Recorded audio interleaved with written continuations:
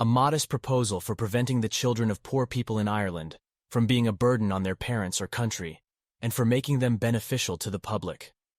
By Dr. Jonathan Swift, 1729. It is a melancholy object to those who walk through this great town or travel in the country when they see the streets, the roads, and cabin doors crowded with beggars of the female sex, followed by 3, 4, or 6 children, all in rags, and importuning every passenger for an alms.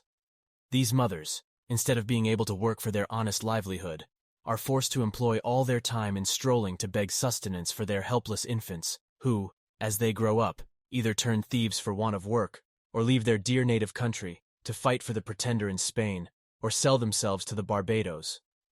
I think it is agreed by all parties that this prodigious number of children in the arms, or on the backs, or at the heels of their mothers, and frequently of their fathers, is in the present deplorable state of the kingdom a very great additional grievance. And therefore whoever could find out a fair, cheap, and easy method of making these children sound and useful members of the Commonwealth would deserve so well of the public as to have his statue set up for a preserver of the nation. But my intention is very far from being confined to provide only for the children of professed beggars. It is of a much greater extent, and shall take in the whole number of infants at a certain age, who are born of parents in effect as little able to support them, as those who demand our charity in the streets. As to my own part, having turned my thoughts for many years upon this important subject, and maturely weighed the several schemes of our projectors, I have always found them grossly mistaken in their computation. It is true, a child just dropped from its dam may be supported by her milk for a solar year, with little other nourishment, at most not above the value of 2 shillings, which the mother may certainly get, or the value in scraps, by her lawful occupation of begging. And it is exactly at 1 year old that I propose to provide for them in such a manner, as, instead of being a charge upon their parents, or the parish, or wanting food and raiment for the rest of their lives, they shall, on the contrary, contribute to the feeding, and partly to the clothing of many thousands. There is likewise another great advantage in my scheme, that it will prevent those voluntary abortions, and that horrid practice of women murdering their bastard children, alas, too frequent among us, sacrificing the poor innocent babes, I doubt, more to avoid the expense than the shame, which would move tears and pity in the most savage and inhuman breast. The number of souls in this kingdom being usually reckoned 1.5 million, of these I calculate there may be about 200,000 couple, whose wives are breeders, from which number I subtract 30,000 couple, who are able to maintain their own children, although I apprehend there cannot be so many under the present distresses of the kingdom. But this being granted, there will remain 170,000 breeders. I again subtract 50,000 for those women who miscarry, or whose children die by accident or disease within the year. There only remain 120,000 children of poor parents annually born. The question therefore is, how this number shall be reared and provided for, which, as I have already said, under the present situation of affairs, is utterly impossible by all the methods hitherto proposed. For we can neither employ them in handicraft or agriculture. They neither build houses, in the country, nor cultivate land. They can very seldom pick up a livelihood by stealing till they arrive at 6 years old, except where they are of towardly parts, although I confess they learn the rudiments much earlier, during which time they can, however, be properly looked upon only as probationers, as I have been informed by a principal gentleman in the county of Cavan, who protested to me that he never knew above 1 or 2 instances under the age of 6, even in a part of the kingdom so renowned for the quickest proficiency in that art. I am assured by our merchants that a boy or a girl, before 12 years old, is no saleable commodity, and even when they come to this age, they will not yield above 3 pounds or 3 pounds and half a crown at most on the exchange, which cannot turn to account either to the parents or kingdom, the charge of nutriments and rags having been at least 4 times that value. I shall now therefore humbly propose my own thoughts, which I hope will not be liable to the least objection. I have been assured by a very knowing American of my acquaintance in London that a young healthy child well nursed is, at 1 year old, a most delicious, nourishing, and wholesome food, whether stewed, roasted, baked, or boiled, and I make no doubt that it will equally serve in a fricassee, or a ragoust. I do therefore humbly offer it to public consideration, that of the 120,000 children, already computed, 20,000 may be reserved for breed, whereof only 1/4 part to be males, which is more than we allow to sheep, black cattle, or swine. And my reason is, that these children are seldom the fruits of marriage, a circumstance not much regarded by our savages. Therefore, 1 male will be sufficient to serve 4 females. That the remaining 100,000 may, at a year old, be offered in sale to the persons of quality and fortune, through the kingdom, always advising the mother to let them suck plentifully in the last month, so as to render them plump and fat for a good table. A child will make 2 dishes at an entertainment for friends, and when the family dines alone, the fore or hind quarter will make a reasonable dish, and seasoned with a little pepper or salt, will be very good boiled on the 4th day, especially in winter. I have reckoned upon a medium, that a child just born will weigh 12 pounds, and in a solar year, if tolerably nursed, increaseth to 28 pounds. I grant this food will be somewhat dear, and therefore very proper for landlords, who, as they have already devoured most of the parents, seem to have the best title to the children. Infants' flesh will be in season throughout the year, but more plentiful in March, and a little before and after, for we are told by a grave author, an eminent French physician, that fish being a prolific diet, there are more children born in Roman Catholic countries about 9 months after Lent than at any other season. Therefore, reckoning a year after Lent, the markets will be more glutted than usual, because the number of popish infants is at least 3 to 1 in this kingdom, and therefore it will have one other collateral advantage, by lessening the number of papists among us. I have already computed the charge of nursing a beggar's child, in which list I reckon all cottagers, laborers, and 4/5 of the farmers, to be about 2 shillings per annum, rags included, and I believe no gentleman would repine to give 10 shillings for the carcass of a good fat child, which, as I have said, will make 4 dishes of excellent nutritive meat, when he hath only some particular friend, or his own family, to dine with him. Thus the squire will learn to be a good landlord, and grow popular among his tenants. The mother will have 8 shillings neat profit, and be fit for work till she produces another child. Those who are more thrifty, as I must confess the times require, may flay the carcass, the skin of which, artificially dressed, will make admirable gloves for ladies, and summer boots for fine gentlemen. As to our city of Dublin, shambles may be appointed for this purpose, in the most convenient parts of it, and butchers we may be assured will not be wanting, although I rather recommend buying the children alive, and dressing them hot from the knife, as we do roasting pigs. A very worthy person, a true lover of his country, and whose virtues I highly esteem, was lately pleased in discoursing on this matter, to offer a refinement upon my scheme. He said, that many gentlemen of this kingdom, having of late destroyed their deer, he conceived that the want of venison might be well supplied by the bodies of young lads and maidens, not exceeding 14 years of age, nor under 12.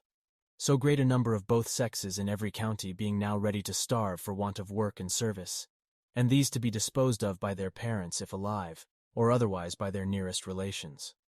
But with due deference to so excellent a friend, and so deserving a patriot, I cannot be altogether in his sentiments.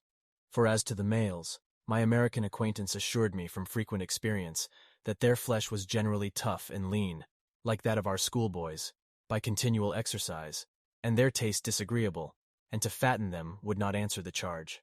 Then, as to the females, it would, I think, with humble submission, be a loss to the public,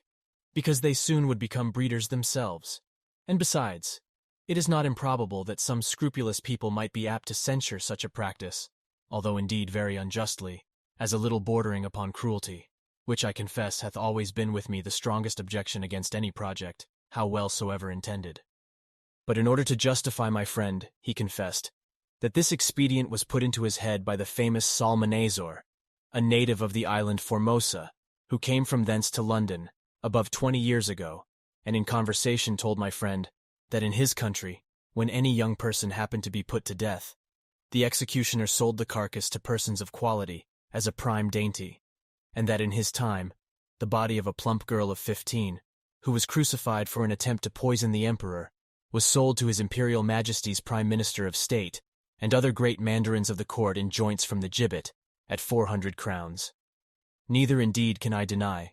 that if the same use were made of several plump young girls in this town, who without one single groat to their fortunes, cannot stir abroad without a chair, and appear at a playhouse and assemblies in foreign fineries which they never will pay for, the kingdom would not be the worse. Some persons of a desponding spirit are in great concern about that vast number of poor people, who are aged, diseased, or maimed, and I have been desired to employ my thoughts what course may be taken to ease the nation of so grievous an encumbrance. But I am not in the least pain upon that matter, because it is very well known that they are every day dying and rotting by cold and famine and filth and vermin, as fast as can be reasonably expected. And as to the young laborers, they are now in almost as hopeful a condition. They cannot get work, and consequently pine away from want of nourishment, to a degree that if at any time they are accidentally hired to common labor, they have not strength to perform it, and thus the country and themselves are happily delivered from the evils to come. I have too long digressed, and therefore shall return to my subject. I think the advantages by the proposal which I have made are obvious and many, as well as of the highest importance. For first, as I have already observed, it would greatly lessen the number of papists, with whom we are yearly overrun, being the principal breeders of the nation, as well as our most dangerous enemies, and who stay at home on purpose with a design to deliver the kingdom to the pretender, hoping to take their advantage by the absence of so many good Protestants, who have chosen rather to leave their country than stay at home and pay tithes against their conscience to an episcopal curate. Secondly, the poorer tenants will have something valuable of their own, which by law may be made liable to a distress, and help to pay their landlord's rent, their corn and cattle being already seized, and money a thing unknown. Thirdly, whereas the maintenance of 100,000 children, from 2 years old and upwards, cannot be computed at less than 10 shillings apiece per annum, the nation's stock will be thereby increased £50,000 per annum, besides the profit of a new dish, introduced to the tables of all gentlemen of fortune in the kingdom, who have any refinement in taste, and the money will circulate among ourselves, the goods being entirely of our own growth and manufacture. Fourthly, the constant breeders, besides the gain of 8 shillings sterling per annum by the sale of their children, will be rid of the charge of maintaining them after the first year. Fifthly, this food would likewise bring great custom to taverns, where the vintners will certainly be so prudent as to procure the best receipts for dressing it to perfection, and consequently have their houses frequented by all the fine gentlemen, who justly value themselves upon their knowledge and good eating, and a skillful cook, who understands how to oblige his guests, will contrive to make it as expensive as they please. Sixthly, this would be a great inducement to marriage, which all wise nations have either encouraged by rewards or enforced by laws and penalties. It would increase the care and tenderness of mothers towards their children, when they were sure of a settlement for life to the poor babes, provided in some sort by the public, to their annual profit instead of expense.